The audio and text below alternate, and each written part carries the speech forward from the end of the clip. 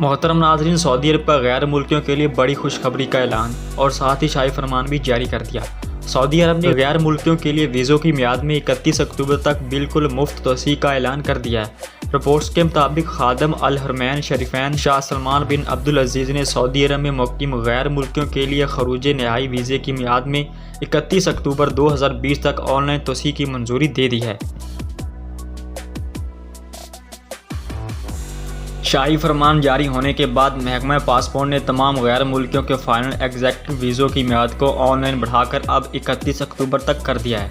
Reports के मुताबिक ऐसे तमाम तारकीन जो सऊदी अरब से सफरी पाबंदियों के बायस खरूज नहाई वीज़ा इस्तेमाल नहीं कर सकते थे, उनके वीज़े में 31 अक्टूबर 2020 तक मुफ्त तोसी कर दी गई है।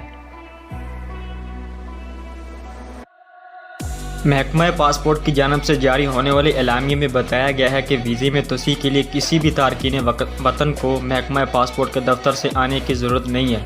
रिपोर्ट्स के मुताबिक शाही फरमान के बाद महकमा पासपोर्ट ने 28,884 वीज़ों में तोसी कर दी थी।